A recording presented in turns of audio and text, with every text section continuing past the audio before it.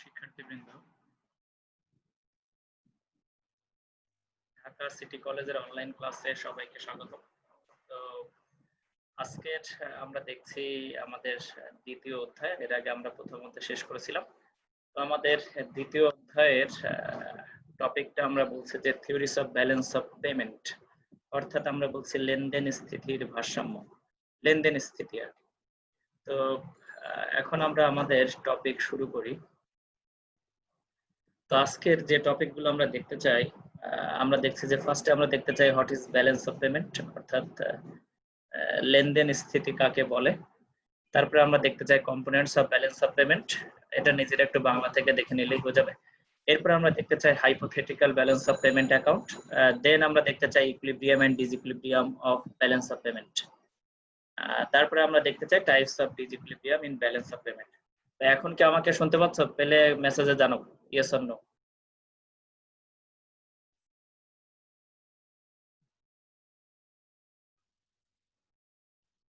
এখন শুনতে পাচ্ছ? ওকে, ঠিক আছে। তাহলে এখন আমরা আসি আমাদের এই পাঁচটা টপিক। তো আমরা দেখি যে ফার্স্টে আমাদের কি আছে, ব্যালেন্স অফ পেমেন্ট। তো আমরা যদি বলি পেমেন্ট বললে বাংলায় আমরা বলি পরিশোধ আর কি। তো কাউকে পে করা, পরিশোধ করা, তো কিসের বিনিময়? তো যখন আমরা পেমেন্ট কনসেপ্টটা বলছি তখন আমরা বলছি বিনিময়। তো বিনিময়কে আমরা বলি ট্রানজাকশনস, অর্থাৎ এক্সচেঞ্জ যাকে আমরা বলি। তো আমরা জানি যে এই যে ব্যালেন্স অফ পেমেন্ট কনসেপ্ট, এটা আমাদের ইন্টারন্যাশনাল ইকোনমিক্সের একটা কনসেপ্ট। তো যখন আমরা বলছি এটা ইন্টারন্যাশনাল ইকোনমিক্সের কনসেপ্ট এবং এখানে ট্রানজাকশনের ক্ষেত্রে আমাদের পেমেন্ট আছে এবং সেই পেমেন্ট ব্যালেন্স আছে কিনা আমরা সেটা দেখতে চাই। তো এখন কথা হলো যে ট্রানজাকশন কিভাবে হতে পারে, গুডস এন্ড সার্ভিসে হতে পারে। তারপরে আমরা বলছি যে আমাদের ক্যাপিটাল গুডে হতে পারে ট্রানজাকশনস, তারপরে আমাদের র ম্যাটেরিয়ালস ক্যাপিটাল গুড এগুলোতে হতে পারে। তো এখন আমরা বলছি যে এই যে ট্রানজাকশনস, এই ট্রানজাকশনস যখন আমরা ইন্টারন্যাশনাল ইকোনমিক্স বলছি তখন এই ট্রানজাকশন আমাদের ডোমেস্টিক ট্রানজাকশন না, এই ট্রানজাকশনটা আমাদের ইন্টারন্যাশনাল ট্রানজাকশনস। তো ইন্টারন্যাশনাল যখন আমরা ট্রানজাকশনস বলছি, আমরা জানি যে ট্রানজাকশন হতে গেলে আমাদের দুটো পার্টি লাগে, অর্থাৎ এক পক্ষ আমাদের ডিমান্ড করে আর এক পক্ষ সাপ্লাই দেয়, এর মাঝে আমাদের দেয়া নেয়া থাকে আর কি, আমাদের পেমেন্ট আসে। যেমন আমরা যদি বলি যে আমরা ইন্টারন্যাশনাল ইকোনমিক্স চিন্তা করি যে বাংলাদেশ গার্মেন্টস বিক্রি করে, তাহলে বাংলাদেশ গার্মেন্টস দিচ্ছে কাকে? দিচ্ছে ইউরোপিয়ান ইউনিয়নকে। তাহলে ইউরোপিয়ান ইউনিয়ন এখানে একটা দেয়া নেয়া আছে, গার্মেন্টস দেয়া নেয়া। তো এই গার্মেন্টস দেয়া নেয়ার বিনিময়ে এখানে একটা পেমেন্ট আছে, ইউরোপিয়ান ইউনিয়নের দেশগুলো বাংলাদেশকে এর বিনিময়ে পে করে। এখন আমরা বলছি এই যে পেমেন্ট, আবার বাংলাদেশকে কি কোনো পে করতে হয় অন্য দেশকে? যেমন আমি যদি বলি আমেরিকা থেকে কম্পিউটার নিয়ে আসছে, তো আমেরিকা থেকে যখন বাংলাদেশ কম্পিউটার নিয়ে আসে তখনও বাংলাদেশকে পে করতে হয়। তো দেখা যায় কি, আমি যখন বলছি যে এই যে পেমেন্ট একটা আমার থেকে চলে যাচ্ছে আর একটা আমার কাছে আসছে, এই দুইটা, একটাকে আমরা বলছি নেগেটিভ আর একটাকে আমরা বলছি পজিটিভ। পজিটিভ কোনটা? যেটা আমরা গার্মেন্টস এক্সপোর্ট থেকে পেয়েছি সেটা আমার জন্য পজিটিভ, আর যেটা আমার পকেট থেকে বের হয়ে যাচ্ছে সেটাকে আমরা বলছি নেগেটিভ। তো এই পজিটিভ আর নেগেটিভ করলে ব্যালেন্স অফ পেমেন্ট দেখা যাবে যে অলওয়েজ ইন ব্যালেন্স, অর্থাৎ যোগ বিয়োগ করে শেষমেশ যে রেজাল্টটা থাকবে সেটা আমার জিরো। তো এটা কেন জিরো হতে হয়? আমি যদি বলি যে আমার পজিটিভ আছে, অর্থাৎ আমার যদি ব্যালেন্স পজিটিভ থাকে তাহলে কারণ না কারণ নেগেটিভ আছে, সে আমার কাছে ডিমান্ড করে।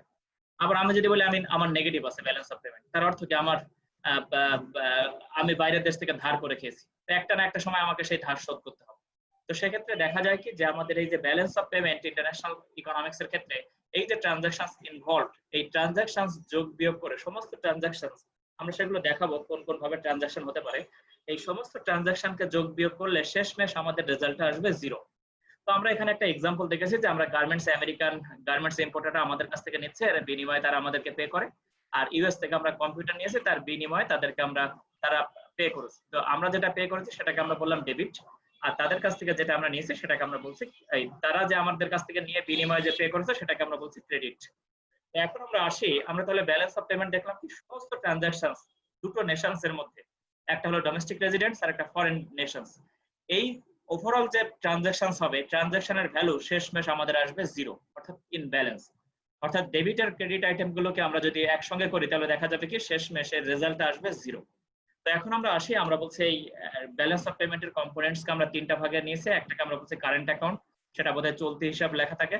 আরেকটাকে আমরা বলছি ক্যাপিটাল অ্যাকাউন্ট, যেটাকে আমরা বলি মূলধনী হিসাব। আর একটাকে আমরা বলি অফিসিয়াল রিজার্ভ অ্যাকাউন্ট, এটার বাংলাটা আমি এখন বলতে পারছি না। তো এখন আমরা বলছি এই তিনটা অ্যাকাউন্ট আমরা দেয়া আছে, একটাকে আমরা বলছি কারেন্ট অ্যাকাউন্ট, ক্যাপিটাল অ্যাকাউন্ট এবং অফিসিয়াল রিজার্ভ অ্যাকাউন্ট।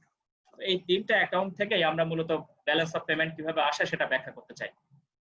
তো এখন আমরা বলছি কারেন্ট অ্যাকাউন্ট। তো কারেন্ট অ্যাকাউন্ট মূলত আমাদের দেখায় যেসব গুডস অ্যান্ড সার্ভিস আমরা রিসেন্টলি প্রডিউস করেছি সেগুলোর গুডস অ্যান্ড সার্ভিস কিন্তু আমরা বলেছি। তো recently produced goods and service, currently produced goods and service, এই গুডস অ্যান্ড সার্ভিসের যে ভ্যালু সেটা আমাদের মূলত আসে কারেন্ট অ্যাকাউন্টে। তো গুডস অ্যান্ড সার্ভিসের ভ্যালু দুদিক থেকেই আসে, একটা আমরা বলছি ডোমেস্টিক দিক থেকে আসে, একটা ফরেনের দিক থেকে আসে। সেটা কেমন? যেমন আমরা যদি বলি গুডস অ্যান্ড সার্ভিস আমার দেশও প্রডিউস করে, অন্য দেশও প্রডিউস করে। অন্য দেশ প্রডিউস করে তাদের কনসাম্পশনের সঙ্গে রিলেটেড না, সেটা আমার সঙ্গে রিলেটেড, অর্থাৎ বাইরের দেশ থেকে এগুলো আমি ইম্পোর্ট করি। আবার যদি বলি আমি বাইরের দেশে এক্সপোর্ট করি, সেটাই কিন্তু আমার সঙ্গে রিলেটেড। গুডস এন্ড সার্ভিস যেটা ডোমেস্টিক্যালি কনজিউম হচ্ছে সেটা এখানে আমরা রিলেট করছি না, এখানে আমাদের ইন্টারন্যাশনাল ট্রেড। তো ইন্টারন্যাশনাল ট্রেডের ক্ষেত্রে যেসব গুডস এন্ড সার্ভিস আমরা প্রডিউস করি এবং বাইরের দেশে পাঠাই সেগুলো আসে। আবার যেসব গুডস এন্ড সার্ভিস বাইরের দেশে প্রডিউস করে এবং সেগুলো আমাদের দেশে পাঠায় সেগুলো মূলত আমাদের কারেন্ট অ্যাকাউন্টে আসে। এবং এই কারেন্ট অ্যাকাউন্টের মধ্যে আমরা কিন্তু সার্ভিস বলেছি। সার্ভিস বললে কি হয়, আমাদের যারা আমাদের এই প্রবাসীরা আছে যারা, তারা কিন্তু বাইরের দেশে যায়, প্রবাসীরা কিন্তু এদের সার্ভিসের মধ্যে পড়ে। এই প্রবাসীরা যে বাইরের দেশে যায় সেই ইনকামটাও কিন্তু আমাদের এখানে আসে। আবার বাইরের দেশ থেকে আমার দেশে কাজ করতে আসে, সেটাও কিন্তু আমাদের থেকে সেই ইনকামটা চলে যায় বাইরের দেশে। তো এই যোগ বিয়োগ কিন্তু এখানে আসে, যে আমাদের যে ইনকামটা সেই ইনকামের ট্রানজাকশনটাও কিন্তু এখানে হয়। তো এখন আমরা বলছি এই যে আমাদের কারেন্ট অ্যাকাউন্টকে আমরা দুটো ভাগে ভাগ করেছি। একটাকে আমরা বলছি ভিজিবল ব্যালেন্স অফ ট্রেড, আর একটাকে আমরা বলছি ইনভিজিবল ব্যালেন্স অফ ট্রেড। তাহলে কারেন্ট অ্যাকাউন্টের মধ্যে দেখলাম আমরা আমাদের গুডস এন্ড সার্ভিস যা আছে সেটা আসবে, এবং এখানে আমাদের কারেন্ট অ্যাকাউন্টের কম্পোনেন্টকে আমরা দুই ভাগে ভাগ করেছি। একটাকে আমরা বলছি ভিজিবল ব্যালেন্স অফ ট্রেড, আর একটাকে আমরা বলছি ইনভিজিবল ব্যালেন্স অফ ট্রেড। তো ভিজিবল ব্যালেন্স অফ ট্রেড কি? তাহলে এখন আমরা দেখি কারেন্ট অ্যাকাউন্ট থেকে আমরা কিন্তু একটা কনসেপ্ট পেয়েছি। আমরা কিন্তু বলি নাই balance of payment, this is balance of trade, balance of trade, not balance of payment. তো এখন আমরা আসি কারেন্ট অ্যাকাউন্ট থেকে আমরা বলছি আমাদের ব্যালেন্স অফ ট্রেডের কনসেপ্ট আসে।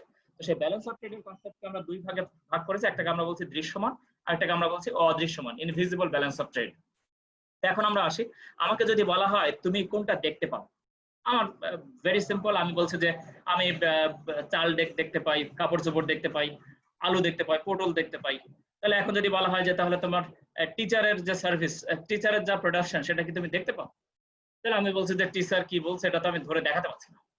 তাহলে আমরা বলছি যে এই যে আমাদের যেটা দেখা যায় সেটাকে আমরা বলি, যেটা আমরা ফিল করতে পারি, যেটা টাচ করে দেখা যায়, অথবা সেটাকে আমরা বলি যে ভিজিবল। আর যেটাকে দেখা যায় না সেটা আমরা বলেছি মূলত সার্ভিসের দিক থেকে আসে। তো যখন এই ভিজিবল ব্যালেন্স অফ ট্রেড আসে, তার মূলত এখানে কিন্তু আমরা বলছি এটা কিন্তু সার্ভিস না, এটা কিন্তু গুডস, অর্থাৎ যেটা আমরা দেখতে পাই। তাহলে যেটা আমরা দেখতে পাই সেইখানে যে ট্রেড হয় সেটাকে আমরা বলি ভিজিবল ব্যালেন্স অফ ট্রেড। তো এখানে মূলত কি হয়, এখানে মূলত এক্সপোর্ট হয় আর ইম্পোর্ট হয়। তো এই যে এক্সপোর্ট আর ইম্পোর্ট, এই যে গুডসের, এই এক্সপোর্ট আর ইম্পোর্ট গুডসের, এটাকে আমরা বলি ভিজিবল ব্যালেন্স অফ ট্রেড। এখন আমরা বলছি ব্যালেন্স। তাহলে এখন ধরলাম বাংলাদেশ 100 টাকার সমান জিনিসপত্র বাইরের দেশে পাঠিয়েছে, তাহলে এটা বাংলাদেশের এক্সপোর্ট। আবার বাংলাদেশ বাইরের দেশ থেকে 110 টাকা সমান গুডস নিয়ে এসেছে, তাহলে এটা তো ব্যালেন্স নেই। তাহলে এখানে আমরা বলছি এখানে আমাদের এক্সপোর্টটা কম কিন্তু ইম্পোর্টটা বেশি। তাহলে যখন আমাদের ইম্পোর্টটা বেশি আর এক্সপোর্টটা কম, তখন আমাদের পেমেন্ট বেশি। তো পেমেন্ট বেশি হলে এটাকে আমরা বলি ট্রেড ডেফিসিট, অর্থাৎ বাণিজ্য ঘাটতি। তার অর্থ কি আমরা ইম্পোর্টটা বেশি করেছি, এক্সপোর্টটা কম করেছি, সে তুলনায় আমাদের কি হয়েছে যে পেমেন্ট সেটা কম, এবং বাইরের দেশকে যে পেমেন্ট দিতে হয়েছে সেটা আমাদের বেশি। তো এই দুটোর মধ্যে যে ডিফারেন্স, যদি এটা নেগেটিভ হয় তখন তাকে আমরা বলি ট্রেড ডেফিসিট। আর যদি বলি আমি বাইরের দেশ থেকে পাঠিয়েছি 110 টাকা সমান গুডস, আর বাইরের দেশ থেকে নিয়ে এসেছি 100 টাকা সমান গুড, তাহলে আমার এক্সপোর্টের ভ্যালু হলো 110 আর ইম্পোর্টের ভ্যালু হলো 100। তাহলে সেক্ষেত্রে আমার ডিফারেন্স কত, +10, অর্থাৎ আমার বাইরের দেশে আমার এক্সপোর্টের যে গুডস আছে সেটার ভ্যালু বেশি। ফলে দেখা গেছে কি, যদি এরকম বেশি ভ্যালু হয় তাহলে সেক্ষেত্রে আমার কিন্তু ট্রেড সারপ্লাস আছে, অর্থাৎ আমার বাণিজ্য উদ্বৃত্ত আছে, ট্রেড সারপ্লাস। তাহলে আমরা যখন ভিজিবল ব্যালেন্স অফ ট্রেডে আসি তখন আমরা তাকে বলি যে আমাদের favourable or trade surplus balance of trade, যেটা একদিক থেকে আসে, আরেক দিক থেকে আসে আমাদের ট্রেড ডেফিসিট। আর ব্যালেন্স কখন থাকবে, ব্যালেন্স থাকবে যখন আমার এক্সপোর্টও যা ইম্পোর্টও তা। যদি আমার এক্সপোর্ট হয় 110, ইম্পোর্টও হয় 110, তাহলে ট্রেড ইন ব্যালেন্স, অর্থাৎ আমার এক্সপোর্ট আর ইম্পোর্টের ভ্যালু সমান। তো আমরা বাংলাদেশের ক্ষেত্রে যদি চিন্তা করি, বাংলাদেশের ক্ষেত্রে যদি দেখি তাহলে দেখা যায় যে এই যে ব্যালেন্স অফ ট্রেড, এটা কিন্তু হিউজ ডেফিসিট। কারণ বাংলাদেশ বাইরের দেশ থেকে হিউজ পরিমাণে ইম্পোর্ট করে, সেই বিনিময়ে যে পরিমাণ সে এক্সপোর্ট করে সেটা কিন্তু রিলেটিভলি লো। ফলে দেখা যায় কি আমাদের ইম্পোর্টের ভ্যালুটা বেশি, এক্সপোর্টের ভ্যালুটা কম। তাহলে সেক্ষেত্রে আমাদের ট্রেড ডেফিসিট আছে। এটা নিয়ে আমরা পরে কোশ্চেন করব। তাহলে আমরা বলছি যে আমাদের বাংলাদেশের বাণিজ্য ঘাটতি আছে। তো এরপরে আমরা আসি ইনভিজিবল ব্যালেন্স অফ ট্রেড। তো ইনভিজিবল যখন আমরা বলি, এখানে একটা এক্সাম্পল দেয়া আছে, এটা নিজেরা দেখে নিলেই হবে, যেহেতু আমি এটা পাঠিয়ে দিয়েছি সবাইকে। তো আমরা যখন বলছি ইনভিজিবল ব্যালেন্স অফ ট্রেড, তো ইনভিজিবলটা মূলত আমাদের সার্ভিসের দিক থেকে আসে। তো সার্ভিসের দিক থেকে আসে সেটা কেমন, যে বাংলাদেশ থেকে ধরলাম গার্মেন্টস এর অনেক, বাংলাদেশে ইন্ডিয়ান বা সিঙ্গাপুর বা তাইওয়ান এইসব দেশের অনেক গার্মেন্টস এর ওয়ার্কার বাংলাদেশে আসে, তো এটা তারা এসে এখানে আমাদের সার্ভিস দেয়। আবার ধরলাম বাংলাদেশ থেকে অনেক ওয়ার্কার যারা বাইরের দেশে যায় এবং সেখানে তারা সার্ভিস দেয়। তো বাংলাদেশ থেকে যারা যাচ্ছে তারা কিন্তু দেশে রেমিটেন্স পাঠায়, তাহলে এটা আমাদের রিসিপ্ট। আর যারা বাইরের দেশে যাচ্ছে, বাইরের দেশ থেকে আমাদের দেশে এসছে, তাদেরকে আমরা পে করে দেই। তাহলে এই রিসিপ্ট আর পেমেন্ট দিয়ে মূলত আমাদের ইনভিজিবল ব্যালেন্স আসে। তো ইনভিজিবল ব্যালেন্স কখন ইমব্যালেন্স হয়? যদি সারপ্লাস বা ডেফিসিট হয়। যদি আমাদের দেশের যারা ওয়ার্কার আছে তারা বাইরের দেশ থেকে বেশি বেশি পাঠায়, তাহলে সেটা আমার জন্য সারপ্লাস হবে। আর যদি বাইরের দেশ থেকে যারা আমার দেশে কাজ করতে আসে তারা আমার দেশে যা ইনকাম করছে বাইরের দেশের মানুষজন তার সাথে যদি বেশি পাঠিয়ে দেয়, তাহলে সেক্ষেত্রে আমার ডেফিসিট হবে। আমরা বলছি যে মূলত ইনভিজিবল ব্যালেন্স কখন হবে? যখন যে পরিমাণ বাইরের দেশের লোকজন আমার দেশ থেকে ইনকাম করে নিয়ে যাচ্ছে, যদি সেম পরিমাণ বাইরের দেশের লোকজন আমার দেশে ইনকাম করে নিয়ে আসে, আমার দেশের লোকজন ইনকাম করে বাইরের দেশ থেকে নিয়ে আসে, তাহলে দেখা যাবে কি ইনভিজিবল ব্যালেন্স থাকে। তো এরপরে আমরা আসি ব্যালেন্স অন কারেন্ট অ্যাকাউন্ট। তাহলে আমরা বলেছিলাম কারেন্ট অ্যাকাউন্ট আমরা দেখছিলাম, এখন আমরা আসি এই হলো আমাদের সেই কারেন্ট অ্যাকাউন্টের আমরা দুটো কম্পোনেন্ট বলেছিলাম, visible balance of trade, invisible balance of trade. Visible balance of ট্রেডের মধ্যে আমরা আবার বলেছিলাম ট্রেড ব্যালেন্স, ট্রেড ইমব্যালেন্স, তার মধ্যে ছিল ট্রেড ডেফিসিট, ট্রেড সারপ্লাস। আর ইনভিজিবল ব্যালেন্স অফ ট্রেড, এখানে আমাদের ব্যালেন্স থাকতে পারে, ইমব্যালেন্স থাকতে পারে, সারপ্লাসও হতে পারে, ডেফিসিটও হতে পারে। তো এখন আমরা বলছি এই যে আমাদের কম্পোনেন্ট, তাহলে এই সব কম্পোনেন্ট গুলো যোগ করলে আমরা পাবো current account balance. Be very careful, আমি বলেছি ভিজিবল ব্যালেন্স, ইনভিজিবল ব্যালেন্স। তো ভিজিবল ব্যালেন্স আর ইনভিজিবল ব্যালেন্স যোগ করলে, যেহেতু ব্যালেন্স বলছি আমরা, তাহলে কারেন্ট অ্যাকাউন্ট ব্যালেন্স আসবে, ইমব্যালেন্সও হতে পারে। তো এখন আমরা আসি, এখন আমরা বলছি এই যে আমাদের ভিজিবল ব্যালেন্স আর ইনভিজিবল ব্যালেন্স, এই সবগুলোকে যদি আমরা যোগ করে দেই, all transactions, visible balance, invisible balance, এই সবগুলোকে যদি আমরা যোগ করে দেই, বাইরের দেশ থেকে যা পেয়েছি, আমার দেশ থেকে যা বাইরের দেশে চলে গেছে, সবগুলোকে যদি আমরা যোগ করে দেই, তাহলে আমরা পাবো কারেন্ট অ্যাকাউন্ট ব্যালেন্স। তো এখন আমরা বলছি যে কারেন্ট অ্যাকাউন্ট কি ডেফিসিট হতে পারে বা সারপ্লাস হতে পারে? অবশ্যই। ডেফিসিট বা সারপ্লাস সবসময় কারেন্ট অ্যাকাউন্ট আর ক্যাপিটাল অ্যাকাউন্টে হবে, কখনোই ব্যালেন্স অফ পেমেন্টে যে হবে না। অফিসিয়াল রিজার্ভ অ্যাকাউন্টে যেও হতে পারে, কিন্তু সেটা কখনোই আমাদের ব্যালেন্স অফ পেমেন্টে হবে না, সেটা আমরা এক্সপ্লেন করব। তো আমরা বলছি যে কারেন্ট অ্যাকাউন্ট ডেফিসিট কখন হয়? সব যোগ বিয়োগ করে দেখলাম যে আমার মাইনাস টার্মটা বেশি, অর্থাৎ ভিজিবল ব্যালেন্স ইনভিজিবল ব্যালেন্স যোগ করে আমরা দেখলাম মাইনাস টার্মটা বেশি, তাহলে আমার কারেন্ট অ্যাকাউন্ট ডেফিসিট হবে। আর যদি আমি দেখি যে সব যোগ বিয়োগ করার পরে বাংলাদেশের এটা পজিটিভ, তাহলে আমরা বলবো আমাদের কারেন্ট অ্যাকাউন্ট সারপ্লাস হবে। তো পজিটিভ হলে সারপ্লাস আর নেগেটিভ হলে ডেফিসিট, তাহলে যদি জিরো হয় তাহলে আমরা বলছি কারেন্ট অ্যাকাউন্ট ব্যালেন্স। এরপরে আমরা আসি আমাদের ক্যাপিটাল অ্যাকাউন্ট, যেটাকে আমরা বলছি ফাইন্যান্সিয়াল অ্যাকাউন্ট। তো ক্যাপিটাল অ্যাকাউন্ট বললে আমরা মূলত বুঝি যে মেশিনারি গুডস, ইকুইপমেন্টস, স্ট্রাকচারস, এগুলোকে আমাদের মূলত ক্যাপিটাল গুড বলা হয় ইকোনমিক্স এর ডেফিনেশনে। আরেকটা ক্যাপিটাল গুড যেটাকে আমরা বলি ফিনান্সিয়াল ক্যাপিটাল, যেটা আমরা মূলত ফাইন্যান্সের দিক থেকে বেশি চিন্তা করি। ইকোনমিক্সে ফাইন্যান্সিয়াল ক্যাপিটালের ভ্যালু আমাদের কাছে কম, সেকেন্ডারি মার্কেটে যে শেয়ার বিক্রি হয় সেগুলো মূলত ইকোনমিতে কোনো ভ্যালু অ্যাড করে না, সেটা আমরা বলেছিলাম আগে। তো এখন আমরা বলছি এই যে আমাদের যে ফাইন্যান্সিয়াল অ্যাকাউন্ট আর যেটাকে আমরা বলছি ক্যাপিটাল অ্যাকাউন্ট, তো এর মধ্যে আমাদের কি কি থাকে? তাহলে আমরা বললাম স্ট্রাকচার থাকে, ইকুইপমেন্ট থাকে, তারপরে র ম্যাটেরিয়ালস, তারপরে আমরা বলছি এখানে আমাদের ফিনান্সিয়াল মার্কেটে তাহলে শেয়ারস, বন্ডস, এগুলো আমাদের এখানে থাকে। এখন আমি যদি বলি যে বাংলাদেশের একজন এন্টারপ্রেনার, ধরলাম ওয়ালটনের এন্টারপ্রেনার, সে নেপালে চলে গেছে। তো নেপালে যে সেখানে ইনভেস্টমেন্ট করছে, তো নেপালে যদি ইনভেস্টমেন্ট করে সে কি নেপালের ব্যাংক থেকে লোন নিচ্ছে নাকি বাংলাদেশের ব্যাংক থেকে সে নিয়ে গেছে, বাংলাদেশ থেকে নিয়ে গেছে? এখন আমরা বলছি এই যে আমাদের সব ইন্টারন্যাশনাল ট্রানজাকশন আমরা মূলত স্ট্যান্ডার্ড কারেন্সি হিসাবে ডলারে করি, কোনো সময় অন্যান্য কারেন্সিও হতে পারে, কিন্তু সেটা স্মল পোর্শনের ট্রানজাকশন হয়, কারণ ডলার ওয়াইডলি অ্যাকসেপ্টেড। তো আমরা বলছি বাংলাদেশের টাকা তো আর নেপালে চলবে না, সে বাংলাদেশ থেকে ডলার ভাঙিয়ে নিয়ে যায়, সেটা আমরা পরে আসবো সেসব কনসেপ্টে। তো এখন আমরা আসি এই যে আমাদের বলছি যে নেপালে যখন নিয়ে গেছে তখন এটা কি আমার কারেন্ট আমাদের ক্যাপিটাল অ্যাকাউন্ট থেকে এটা কি ডেফিসিট হয়েছে নাকি সারপ্লাস হয়েছে? অর্থাৎ আমার পেমেন্টটা কি পজিটিভ না নেগেটিভ, এটা কি ডেবিট না ক্রেডিট? তাহলে যখন আমার থেকে নিয়ে যাচ্ছে সে, আমাদের এন্টারপ্রেনার, সে যখন বাইরে নিয়ে যাচ্ছে তখন সেটা আমার জন্য নেগেটিভ, তাহলে এটা আমার জন্য ডেবিট আইটেম। আবার যদি সে সেখান থেকে ইনকাম করে আমার দেশে পাঠিয়ে দেয় তাহলে সেটা আমার জন্য ক্রেডিট আইটেম, সেটা আমার জন্য পজিটিভ। তো এখন আমরা বলছি, যেমন এখানে আমরা কিছু এক্সাম্পল দিয়েছি যে এখানে আমাদের ল্যান্ড, আমি ল্যান্ডে ইনভেস্টমেন্ট করতে পারি বাইরের দেশে, যে সে ল্যান্ড ইনভেস্টমেন্ট করলে আমার পকেট থেকে বের হয়ে যাবে। কেউ যদি আমার দেশে এসে ল্যান্ডে ইনভেস্টমেন্ট করে তাহলে সে কিন্তু এখানে ক্যাপিটাল নিয়ে আসে। রিয়েল এস্টেট বিজনেস হতে পারে, হাউজিং কোম্পানিগুলো যেটাকে আমরা বলি, কোম্পানিজ, ডিফারেন্ট কোম্পানি, যে কোনো, যেমন গ্রামীণ ফোন থেকে শুরু করে এরকম লিমিটেড যেসব কোম্পানি আছে তারাও বাইরের দেশে যেতে পারে, আবার বাইরের দেশ থেকে আমার দেশে আসতে পারে। ব্যাংক ডিপোজিটস, আমি বাইরের দেশে ব্যাংক ডিপোজিট করতে পারি, সেটা আমার অ্যাকাউন্ট থেকে ডেবিট হয়ে যাবে। আর যদি কেউ বাইরের দেশ থেকে আমার দেশে এসে করে তাহলে সেটা আমার যেখানে পজিটিভ। ব্যাংক ডিপোজিটটা আমরা বলি যে বাইরের দেশ যদি দেখে যে আমেরিকা চাইতে বাংলাদেশে ইন্টারেস্ট রেট বেশি, তখন বাইরের দেশের যে ক্যাপিটাল সেটা কিন্তু আমার দেশে আসবে। তারপর আমরা বলছি স্টকস এন্ড শেয়ারস, আমি বাইরের দেশের শেয়ারে ইনভেস্টমেন্ট করতে পারি, স্টকসে ইনভেস্টমেন্ট করতে পারি, তারাও আমার দেশে করতে পারে। ট্রেজারি বিল সেগুলো সেখানে হতে পারে, গভর্নমেন্ট বন্ড কিনতে পারে, সভরেনিটি বন্ড যেটাকে আমরা বলি, ফরেন কারেন্সিতেও ইনভেস্টমেন্ট হতে পারে। তো এখন আমরা বলছি যে এই যে আমাদের যে ক্যাপিটাল গুড সেগুলো কিন্তু যেটা ইনভেস্টমেন্ট যদি বাইরের দেশে নিয়ে যায় আমার দেশের যারা, তারা তাহলে কিন্তু এটা আমার থেকে নেগেটিভ, আর যদি বাইরের দেশ থেকে আমার দেশে আসে তাহলে সেটা কিন্তু পজিটিভ। তো এরপরে আমরা আসি ক্যাপিটাল অ্যাকাউন্ট সারপ্লাস। তো ক্যাপিটাল অ্যাকাউন্ট কখন সারপ্লাস হবে? যদি আমার দেশ থেকে আমাদের ইনভেস্টররা বা বাইরের দেশে যে বেশি বেশি রিয়েল এস্টেট এই সব জায়গায় ইনভেস্টমেন্ট করে, তাহলে আমার থেকে ক্যাপিটাল আউটফ্লো হবে। ক্যাপিটাল আউটফ্লো হলে সেটা কিন্তু আমার এখানে ডেবিট আইটেম হিসাবে মাইনাস হয়ে যাবে। আর যদি বাইরের দেশ থেকে আমার দেশে বেশি আসে তাহলে সেটা কিন্তু আমার এখানে সারপ্লাস হবে। অর্থাৎ বাইরের দেশের চাইতে যদি আমার দেশ থেকে কম যায় তাহলে আমার জন্য সারপ্লাস, আর আমার থেকে যদি বাইরের বেশি যায় আর বাইরের দেশ থেকে কম আসে তাহলে সেটা আমার জন্য ডেফিসিট। তো এখানে আমরা সারপ্লাস দেখলাম, এরপরে আমাদের ডেফিসিট আছে। এখানে আমরা একটা এক্সাম্পল দিয়েছি, এটা দেখে নিলে হবে। আমি শর্ট করে ফেলিনি যাতে সবাই একটু পড়তে পারে, এজন্য আমি শর্টটা রেখে দিয়েছি। তো এরপরে আমরা আসি, এখানে একটা ডেফিসিট দেয়া আছে, যে ট্রানজাকশন কিভাবে নেগেটিভ হচ্ছে, এটা ডেফিসিট আছে এখানে। তো এরপরে আমরা আসি অফিশিয়াল রিজার্ভ অ্যাকাউন্ট। আচ্ছা, তারপরে এখন আমরা যদি বলি ক্যাপিটাল অ্যাকাউন্ট ব্যালেন্স কিভাবে হবে, ক্যাপিটাল অ্যাকাউন্ট ইমব্যালেন্স কিভাবে হবে। এই যে আমাদের ক্যাপিটাল অ্যাকাউন্টের মধ্যে যত কম্পোনেন্ট আছে সবগুলোকে আমরা যোগ করে দিলাম, রিয়েল এস্টেট থেকে শুরু করে যত কম্পোনেন্ট আছে ক্যাপিটাল গুডসের, সেগুলো আমরা সব যোগ বিয়োগ করে আমরা কিন্তু ক্যাপিটাল অ্যাকাউন্ট ব্যালেন্স পাই। তো ক্যাপিটাল অ্যাকাউন্টে আমাদের সারপ্লাস হয়, ডেফিসিট হয়।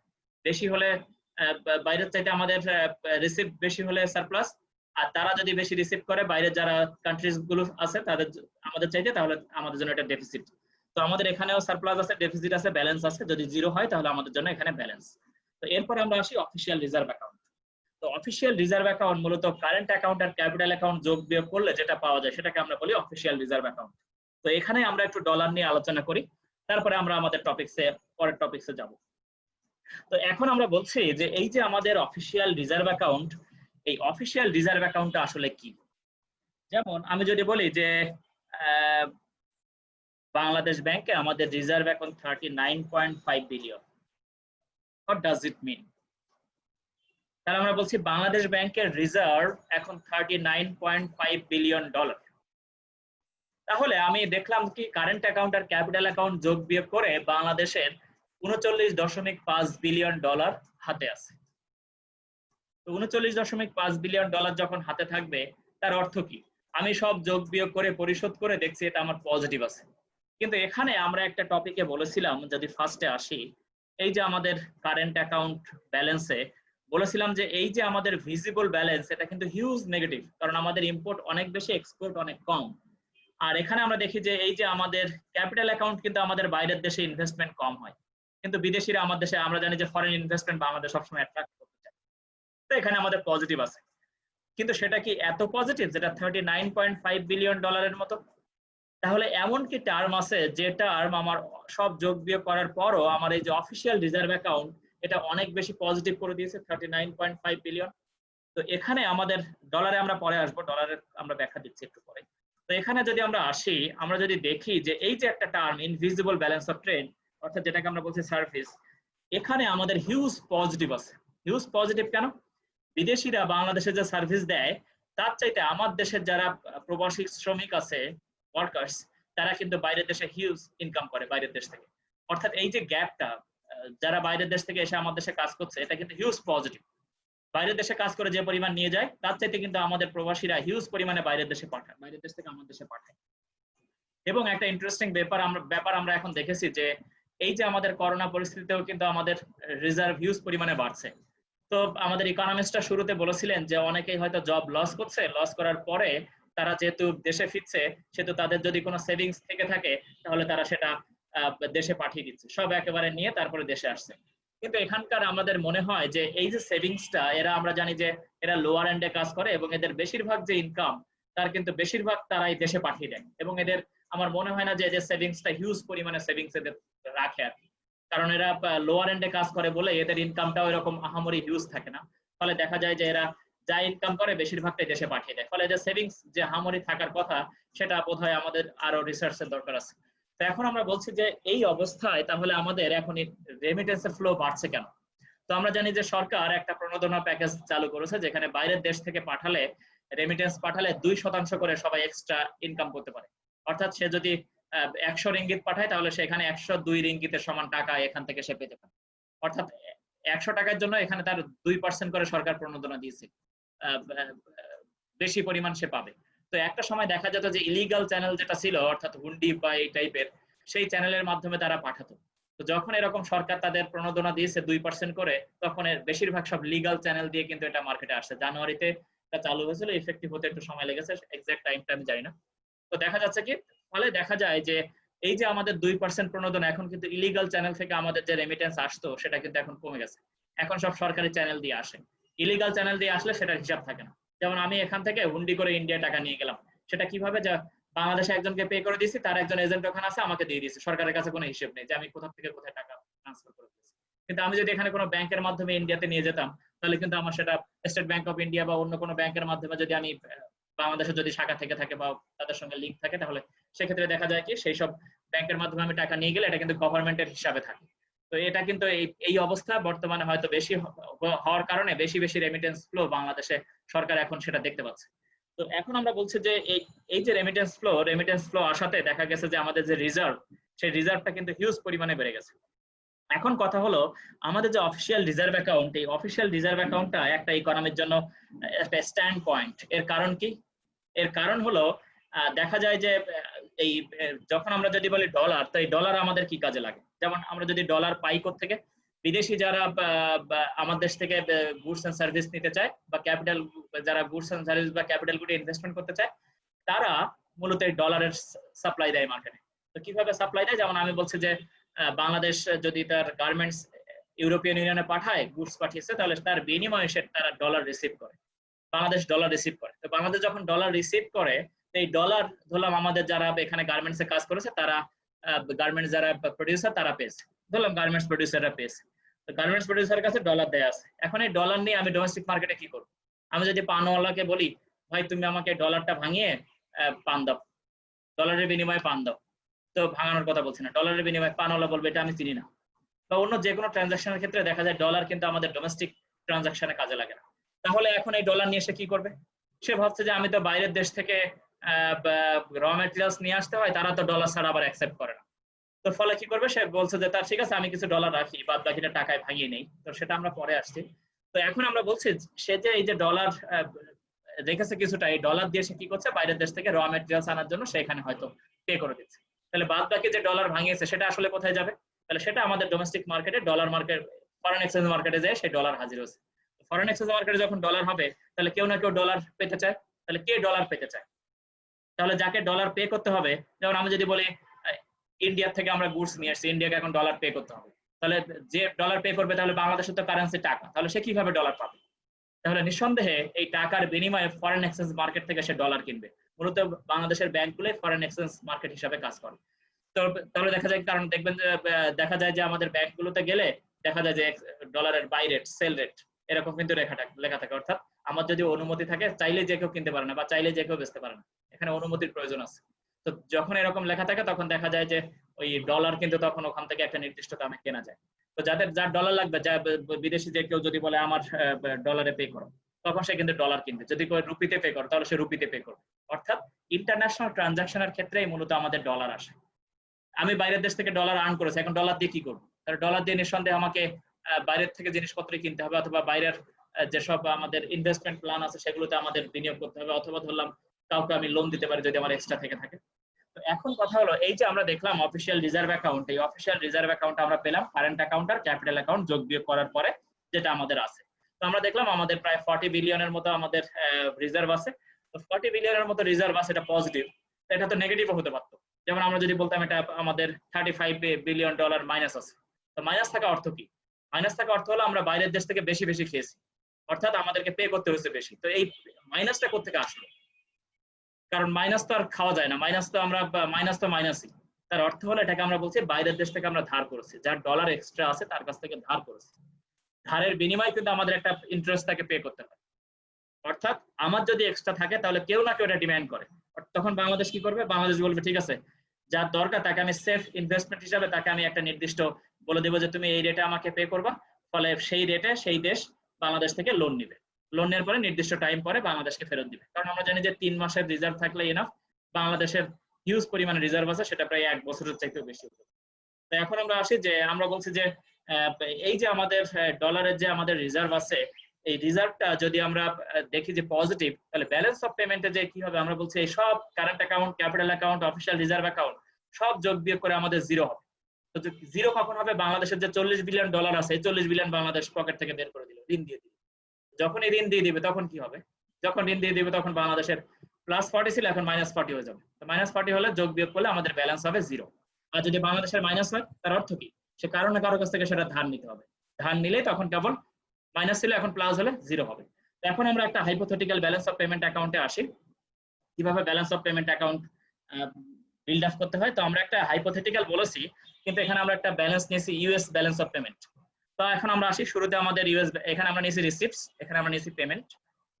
এটাকে আমরা বলছি ক্রেডিট আইটেম, এটাকে আমরা বলছি ডেবিট আইটেম। এটা মাইনাস দেয়া লাগে না, আমি একটু জাস্ট মাইনাস প্লাস দিয়ে ইন্ডিকেট করে দিয়েছি। আর এখানে আমরা বলছি ব্যালেন্স। তো এই ব্যালেন্সে মাইনাস সাইনটা দেয়া ভালো, এটা অনেক সময় ব্র্যাকেট দিয়ে দেখায় মাইনাস হলে, তো এখানে রাখা ভালো। তো এখন আমরা আসি, আমরা বলছি কারেন্ট অ্যাকাউন্ট। তো কারেন্ট অ্যাকাউন্টে আমরা শুরুতে আমাদের কম্পোনেন্টস আছে কি? এক্সপোর্টস। তো এক্সপোর্টস থেকে দেখলাম আমাদের ইকোনমি কত পেয়েছে। ইউএস ইকোনমি 2006 সালে এত বিলিয়ন ডলার পেয়েছে, 1023 বিলিয়ন ডলার সে পেয়েছে। এবার আমরা আসি ইম্পোর্ট। তাহলে ইম্পোর্টের জন্য আমাদের পেমেন্ট মাইনাস হয়ে গেছে, এটাকে আমরা বলছি -1861 বিলিয়ন ডলার, 1861 বিলিয়ন ডলার। তাহলে ট্রেড ব্যালেন্স কত? ট্রেড ব্যালেন্স নেগেটিভ, যেটাকে আমরা বলছি ট্রেড ডেফিসিট। তাহলে ইউএস এর 2006 সালের যে ট্রেড ব্যালেন্স, সেটা কিন্তু ডেফিসিট, ট্রেড ডেফিসিট -838। এরপরে আমরা বলছি নিট ইনভেস্টমেন্ট ইনকাম। তাহলে নিট ইনভেস্টমেন্ট ইনকাম বলে এটা আমাদের ক্যাপিটাল অ্যাকাউন্ট। তাহলে ইনভেস্টমেন্ট ইনকাম থেকে তারা পেয়েছে +37 বিলিয়ন, অর্থাৎ বাইরের দেশে ইনভেস্টমেন্ট গেছে, নিজের দেশে আসছে, যোগ বিয়োগ করে যে রিটার্ন, সেখান থেকে তারা পেয়েছে 37 বিলিয়ন ডলার। এরপরে আমরা বলছি নেট ইউনিল্যাটারাল ট্রান্সফার, এই ফরেন এইড ট্রেড এগুলো আর কি। তো ফরেন এইড ট্রেড দেখছি আমরা ইউএসএ কে অনেকে সাহায্য করেছে, তারা যা পাঠিয়েছে বাইরের দেশে আর তাদেরকে যা দিয়েছে, সেই দুটো মিলে তাদের এখানে +80, অর্থাৎ তারা যা পেয়েছে তার চেয়ে দিয়েছে কম। এটা একটু কিরকম জানি আমাদের জন্য একটু কনফিউজিং, কারণ ইউএসএ বাইরের দেশ থেকে এরকম সাহায্য নিচ্ছে ফরেন এইড। তো এখন আমরা আসি, তাহলে এখানে আমরা দেখছি +80। এরপরে আমরা দেখলাম কি যে আমাদের এখন দেখছি যে কারেন্ট অ্যাকাউন্ট ব্যালেন্স, সরি এখানে আমাদের নিড সার্ভিসেস, এটা আমাদের কারেন্ট অ্যাকাউন্টের মধ্যেই যায়। ইউনিল্যাটারাল ট্রান্সফার, এটাও কারেন্ট অ্যাকাউন্টে যায়। ইনভেস্টমেন্ট ইনকাম, এটা আমাদের ইনভেস্টমেন্ট ইন সার্ভিসেস, সেখান থেকে আসছে আর কি, এটা +37। তো এখান থেকে আমাদের সব মিলে 1 2 3 4 5 এই পাঁচটা যোগ করে আমরা সব মিলে পেয়েছি -811, অর্থাৎ আমাদের যে কারেন্ট অ্যাকাউন্ট আছে, সেই কারেন্ট অ্যাকাউন্ট কিন্তু ডেফিসিট, অর্থাৎ ইউএস এর কারেন্ট অ্যাকাউন্ট ডেফিসিট। এরপরে আমরা আসি ক্যাপিটাল অ্যাকাউন্ট। ক্যাপিটাল আউটফ্লো হয়েছে, অর্থাৎ বাইরের দেশে যে ক্যাপিটাল ফ্লো, র মেটেরিয়ালসে যে ইনভেস্টমেন্ট হয়েছে বা অন্য কোনো স্ট্রাকচারস ইকুইপমেন্টে হয়েছে, সেটা ইউএস থেকে বেশি বের হয়ে গেছে। আমরা ইউএস থেকে বের হয়ে গেছে কত? -1058, অর্থাৎ ইউএস এর 1058 বিলিয়ন ডলার 2006 সালে বাইরের দেশে তাদের যে ইনভেস্টররা আছে সেটা নিয়ে গেছে ক্যাপিটাল আউটফ্লো। আর ক্যাপিটাল ইনফ্লো হয়েছে কত? অর্থাৎ ইউএসএ তে ইনভেস্টমেন্ট হয়েছে কত?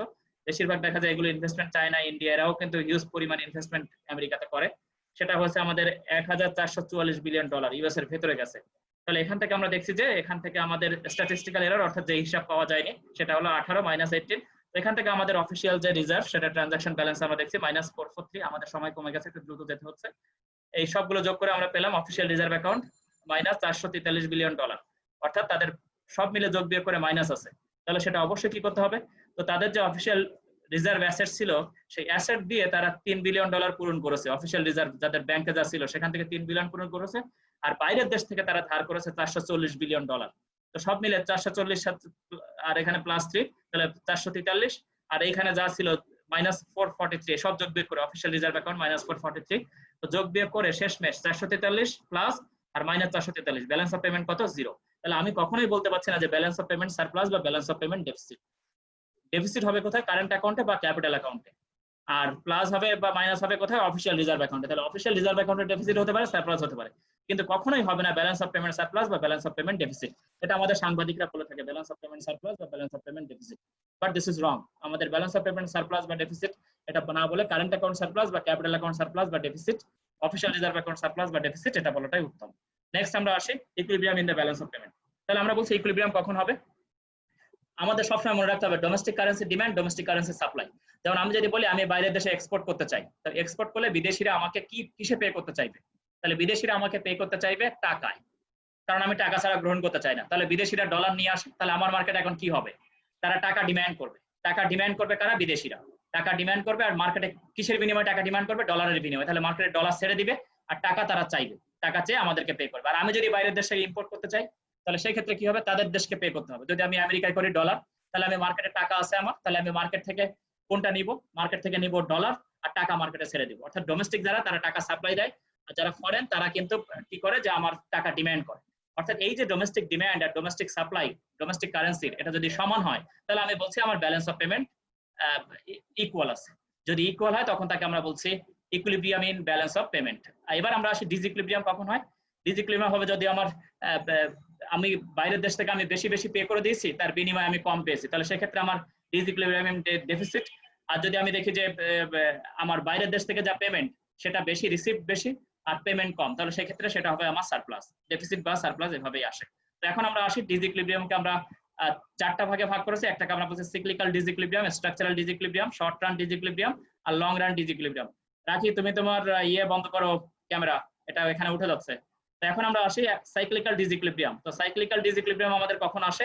বিজনেস সাইকেলের সঙ্গে রিলেটেড।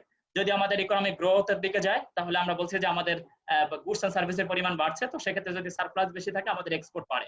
তো এক্সপোর্ট বাড়লে আমাদের কি হয়? এক্সপোর্ট বাড়লে যদি আমাদের বাইরের দেশ থেকে রিসিভ বাড়ে, তাহলে সেক্ষেত্রে কিন্তু আমাদের ব্যালেন্স থেকে ডিসইকুইলিব্রিয়াম হতে পারে। আবার যদি দেখি যে আমাদের সাইক্লিক্যাল ফ্লোতে আমরা দেখছি কি আমাদের ইকোনমি খারাপের দিকে যাচ্ছে বিজনেস সাইকেলে, তাহলে সেক্ষেত্রে আমাদের গুডস এন্ড সার্ভিসের পরিমাণ কমে, ইনকাম কমে, সেক্ষেত্রে দেখা যায় যদি আমাদের এক্সপোর্ট কমে যায়, তাহলে দেখা যায় আমাদের ইকোনমি খারাপের দিকে যেতে পারে। তার অর্থ কি? তার রিসিভটা কম হয়ে যেতে পারে, কিন্তু ইম্পোর্ট ডিমান্ডটা সাথে সাথে কমানো যায় না ইকোনমি খারাপের দিকে গেলেও।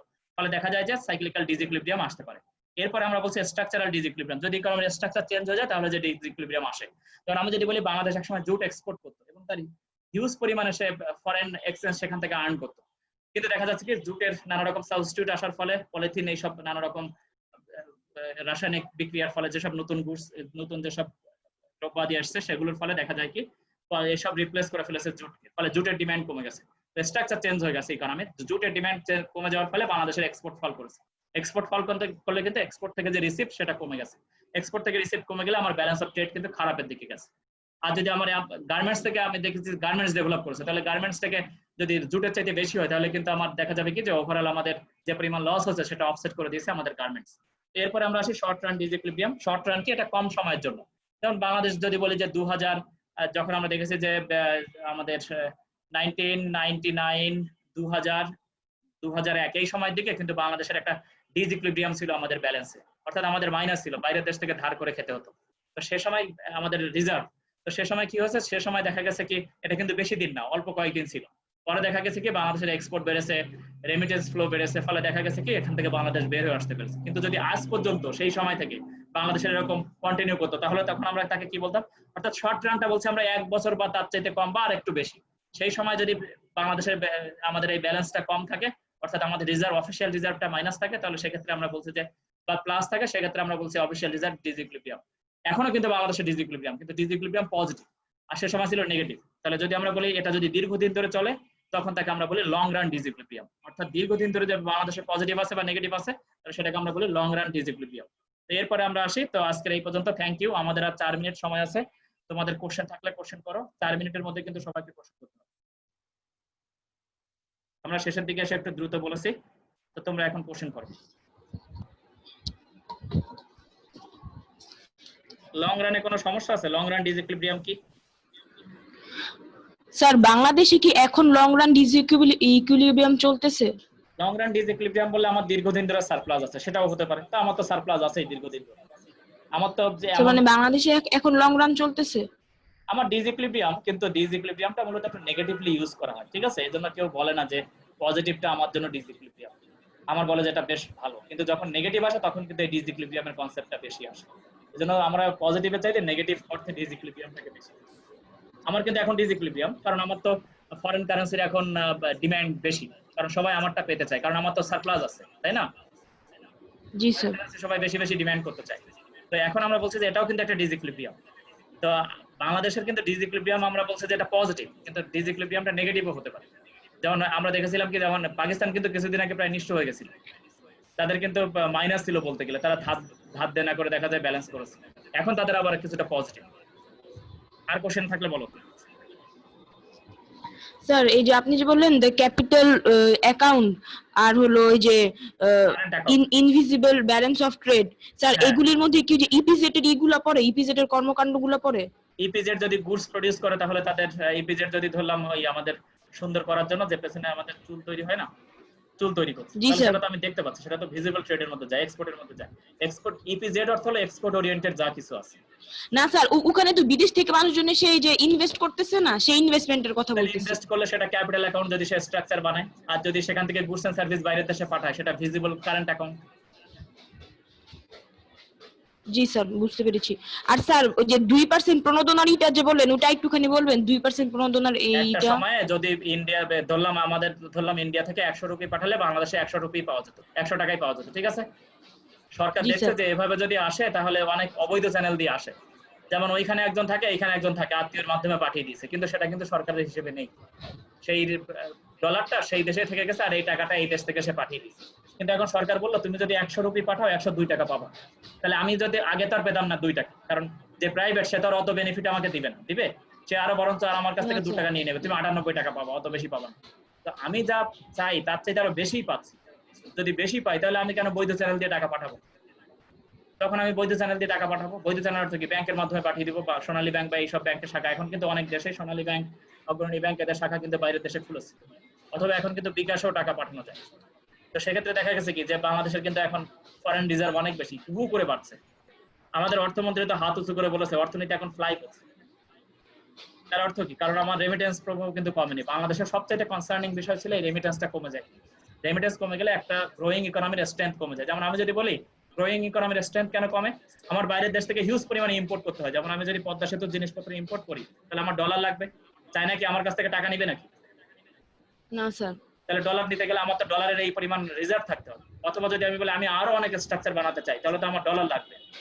গ্রোয়িং ইকোনমির জন্য ডলারের হিউজ ডিমান্ড থাকে সেই সব দেশ, কারণ বাইরের দেশ থেকে র মেটেরিয়ালস আনতে গেলে বা অনেক মেশিনারি গুডস আনতে গেলে দেখা যায় এই ডলারের প্রয়োজন হয়। ফলে ডলারের প্রয়োজন হলে যদি আমার ডলার না থাকে এখন আমি কি করবো? আমার গ্রোথ থেমে যাবে। কারণ আমি তো ওই রকম হাইলি স্কিল লেবার বানাতে পারিনি, বা হাইলি রিসার্চ এন্ড ডেভেলপমেন্ট হয় না যাতে মেশিনারি গুডস আমি নিজেই বানাতে পারছি। বাইরের দেশ থেকে আমদানি করতে করতে একসময় আমি নিজেই শিখে ফেলি, এটা অনেক দেরি হয়। আর কোশ্চেন? তাহলে ব্যালেন্স আর অফ স্যার মাঝে মাঝে যে পেমেন্ট সারপ্লাস বা আচ্ছা ডেফিসিট বোঝা গেছে তো? জি স্যার, স্যার যদি এখানে balance of payment deficit surplus হয় বা তাহলে? ডেফিসিট কখনো হয়? ব্যালেন্স অফ পেমেন্ট সারপ্লাস বা ডেফিসিট আমি কখনো বলেছি? ও না স্যার, এটা তো জিরো হবে। ডেফিসিট সব বা সারপ্লাস হবে কারেন্ট অ্যাকাউন্ট, ক্যাপিটাল অ্যাকাউন্ট আর অফিশিয়াল রিজার্ভ অ্যাকাউন্ট, ঠিক আছে? আর সময় নেই, কুইক কুইক তাড়াতাড়ি 30 সেকেন্ড মতো সময় আছে। স্যার এখানে যদি ডেফিসিট হয় তাহলে ওটাকে মানে পজিটিভটা কিভাবে করবে, মানে এই ডেফিসিটটাকে পজিটিভটা পূরণ হলো কিভাবে আমি করবে? পজিটিভটা আমি বাইরের থেকে ধার নিব, ধার নিলে আমার ইকোনমিতে এসে প্লাস হয়ে যাবে, আমার দেশে আসছে না। না স্যার, মানে ডেফিসিটটাকে মানে পূরণ কি দিয়ে করবে, মানে যে ঘাটতিটাতে যে রয়ে গেল? ওই যার পজিটিভ আছে তার কাছ থেকে নিবে, যেমন বাংলাদেশের পজিটিভ আছে অর্থ হলো কারণ না কারণ নেগেটিভ আছে, বাংলাদেশের কাছ থেকে তারা ধার চায়। জি যেমন স্যার, জি ইউএস, স্যার। হ্যাঁ, যেমন আমি যদি বলি আমার এখন নেগেটিভ আছে, আমি চায়নাকে বললাম তুমি আমাকে একটু লোন দাও, যেমন পাকিস্তান ঘুরে ঘুরে বেড়ায় সৌদি আরব,